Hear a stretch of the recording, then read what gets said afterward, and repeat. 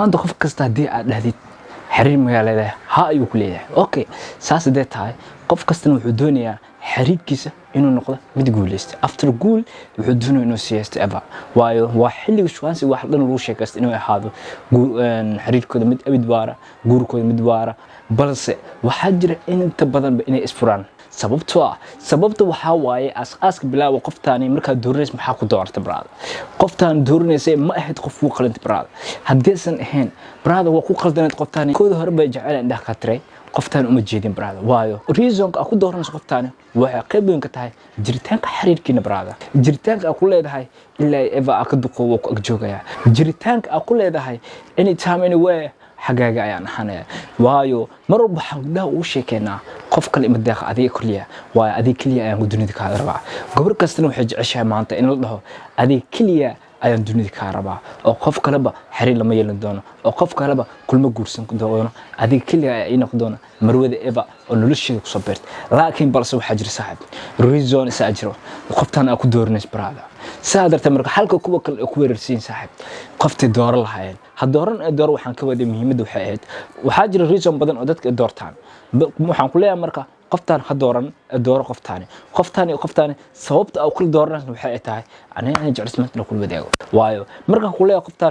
qoftaan hadooran macnaheedu waxay tahay sababta qoftaan lagu dooranayni iyo sababta qoftaan lagu dooranayso inaan kula wadaagayo saadarta marka brada waxa dareemaysaa inaan garabkaaga tahayna marba aan jeclahay inaan fikradaha iyo waxyaabaha soo baarbaaris soo sameeyba inaan kula wadaago si aan kula wadaago marba xabal muhiim ah إن أديك صاحب إلنا قط برادة سبسكرايب أي ساعة تدار وجكتنا لايك أو ليرك الشات صاحب كوك جاي الساعة أوكي وحبيبنا وهذلنا أفر صواب أو آدم كدورنين يا أفر صواب أو أكو دورنيس قبلها وأنا سوق لبرا إن كل بداية سأمرك وكل بداية وحنجع استمرك إن أسبوع سأذكر عننا صاحبكو اسمه أمينة إلا أي صاحبك لو ناقص اسمه لايك أو ليرك لي ساعة وناقصي مرة بكوها شارتنا صاحبك كل جارسي وقبل لبا صاحب كبدل له waxay jecel marba si saaxibada u qanciso wax walba inuu sameeyo waxa laga yaabaa inuu ku bahdisho saaxibada agteeda waayo gobar mar hadii ba aragto dad badan waxay jeceshaa marba inay xarkeyso si ay xarkeyso marka adiga inuu ku xarkeynayso ay dhici karto daadoonayso in xiriir aw sheegatid hadii aad doonayso gabadhaas saaxib aad tihiin mustaqbal aad doonayso in ka dhigtid ama guur aad ku dhigtid xiriirkina ma sii waari doono ileen qoftaani ayadoo dumar ahayd hadii laba dumarka la socdaan sheedaana meesha ku sadeexay waxa ogaataa in motorka weed marba la dejinayo motorka la saarayo saadartay marka waxa haboon hadii aad doonaysid in qof xiriir u sheegatid ama aad doonaysid qof in mustaqbal la wadaagtid inay lahaato hal saaxiib hadeesan ka yareen kaliya ahaynba sababta ku dhaayaysaa halka saaxiib dooro ama qofta kaliya waxa ay tahay qoftaani halka saaxiib leh ugu qof kasta qofka la socdo wuxuu jecel inuu ka sareeyo sababtoo ma jiro qof uu doonaa inaad ka sarmartid brada ilaa waalidkaaga mooyee qoftaan markuu wuxuu jeceshahay saaxiibadeeda inaad ka sarmarto si ay ugu sarmartana hadii markaas adiga aad dhahdid xiriiran ka rabo oo eray qurxoon oo macaan oo ayada qurxeeda ku soo muujinaysan ku dhahdid ama aad doonaysid in qoftaan mustaqbal aad ka dhigtid oo qoftaan xiriir leedahay ogow waxaas amal way ka heshaa sababtoo waxay doonaysaa in saaxiibadeeda meesha ugu dhaqaaqdo brada waxay doonaysaa in saaxiibadeeda ay dareensiiso in xiriir leedahay waayo maanta hadii qoftaan waxaysan adiga ahaysatid oo waxaas dadka siraadiyaan runtii waxa dareemaysaa in waxa adiga qiimo ah leedahay gabdhoona aad wuxuu jecel in la qiimeeyo saadad wuxuu arkaysaa in la qiimeeyo wax walba ku ongolanaysa hadii guur tahay hadii wax tahay nolol inay wadaagtaan hadii tahay in macnaha markaasi oo xiriir oo wadaagtaan oo ku ongolanaysa midaas saadad marka lama baahan marka inaad doortid gabar laba saaxiib ka badan lahba taasi ma ahan dumar mid aduuni saaxiib ka fogo midaas ayaan ku dhihi labo hadooran gabar social media isticmaasho haato inay wax ku soo gudbiso ma haato inay caadi u isticmaasho sababtoo gabadha wax soo gudbisa mar walba waxay u baahan tahay inay saaxiibadeeda qanciso dadka ku xiran inay qanciso si ay u qanciso waxay u baahan tahay mar walba in wax la duubto inay wax cusub la imaado si ay wax cusub la imaadana waxa laga yaabaa inay ku dhaado wax la duub okay hadii aad wax u duubtid ogow adiga ayaa qad ka sii baxay brad waayo dumarka qiimo ma aglaha qof mar walba ag jooga ama qof mar walba wax la jila waa sababta wiilal badan looga dhaqaaqay nimanka laga raasiday saadartay marka waxa mar walba arnaa social media wiil iyo gabar isla socdeen mar walba wax soo duubi jireen kadibna gabadha ninkal ka raacday sababtoo nin uma taqaano saaxiib naag mar walba nin ag joogaba qofta isticmaasho mar walba ugu waxay isticmaashaa social media WhatsApp waxana aasay istaasku wax soo dhigtay u baahan tahay laba mar wax soo dhigay hawa kabaalaan dadka kadibna heer waxay gaaraysaa ee markaba ayada noqoto qof wax soo gudbinaya heer ay jirkeedii meesha ku qaabiso ilaan waxa la xiriir waa shaydaan sababtoo ah waxa marba aragnaa gabadhkooda hore social media wanaag ku soo gudbi jirtay haddana xumaanta u bareertay saa darteed marka ha dooran gabadh social media isticmaasha ee dooro gabadh xijaaban ba sababtoo ah gabadha xijaaban waxa ay ku qurux badan tahay social media gabadha isticmaalaan waxa ay tahay baraad waxa laga yaabaa in qofta jirkaani iyo qaabkaani ku qanciyo qaabkaani iyo jirkaani u jeedid baraada xaqiiqada ma ahan waayo wax walba qiimihiisa dhacaan waxa loo sameeyaa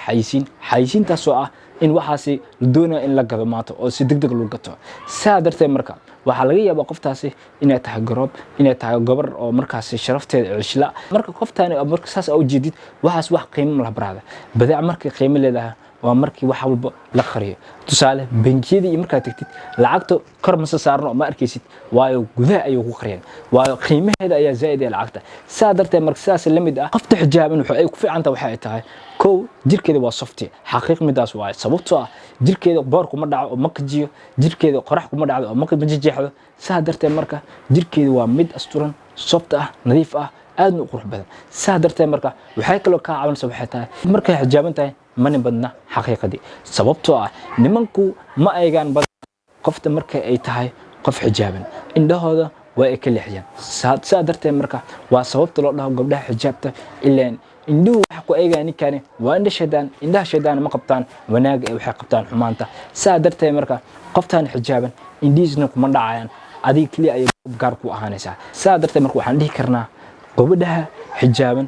waa ay ka wanaagsan gabdhaha social media wax ka soo gudbiya aad bay ugu wanaagsan midaas ha dooranna qurxon ee dooro aqoon-yahanad waxa laga yaabaa inaad tahay qof dhalinyaro ah waxaan hubaala inaad doonaysid mustaqbal inaad yeelato saa mustaqbal u yeelato sax waxa u baahan tahay qofta xariiq la sameynayso inay ku noqoto qof markaasi oo ku caawisa waa xaqiiq midaasi sababtoo ah haddii maanta dhalinyaro aad tahay oo aad doorato qof aan ku caawinin runtii kaliya rafaadid waxa hubaala bari markaa horumar gaartid in qoftaasi aad iska furaysid qofka markaas dheel araasinaysid taasina ma ahan mid markaas ku wanaagsan adiga waayo qof markaas kula joogo waqtigaas duruufeysata inaad ka tagto oo hadhootina adina aan xumaan isku faasina sababtoo ah waxa ku marsanaysa waxay tahay factor ayada ima caawinin saa darteed marka looma baahna qoftan inay xumaysid ayadana looma baahna inay hadda ku daacad si marka midaas u dhicin qofta quruxa ku qiimeen aqoonteed ku qiimeen aqoonyahanadu waxay ka caawinaysaa baraada in nolosha ka caawiso baraada sababtoo ah noloshani qof kasta horumar rabo wuxuu u baahan yahay aqoon oo horumarkaas wax ku sameeyo ama aqoon caawisa ama aqoon la talisa saa darteed marka aqoonyahanadu waxaan isdhihi karaa waa qofta kaliya maanta aad doonaysa haddii aad dhalinyaro mustaqbal doon tahay ku caawinaysa waayo qofkan Facebook sheekadiis waxaa ka mid ah in qoftu guursaday ay ahayd qof jaamacad la dhiganaysid oo aqoonyahanad ah qofta ku fiicnaad koodadka wax noocaas ah taasna uu guursaday taas ayaa ka caabisay inuu noloshiisa hor u sii socdo inuu sare u sii qaato noloshiisa saa darteed marka baraada meesha waxa ku ogaanaysaa in loo qiimeeyo qofta aqoonteeda ee loo qiimeyn quruxdeeda afar ha dooran saaxib naag niman badan ee dooro gabar garoob ah sababtoo ah ogow qofta hadday niman badan tahay waxay la macno tahay inay qoftaasi jeceshahay jabiyada cusub sidaa darteed marka jabi walba cusub qoftaasi la jaan qaadayso laga yaabay in jabiga uu ahaado mid balwad leh ee balwadaas qayb gasho laga yaabay in jabigaas uu ahaado mid dalxiis ah adiga maruug ku ah qofta iska baxdo laga yaabay jabigaas uu ah mid mid xiiso oo kool ah iska xiisaysa nin kasta taas waxay imaanaysaa baraada adigu inuu qalbigaaga marwaba sii dhaawacmaayo qalbigaagu oo culays sii fuulay laga yaabay inay kugu marsato ninkan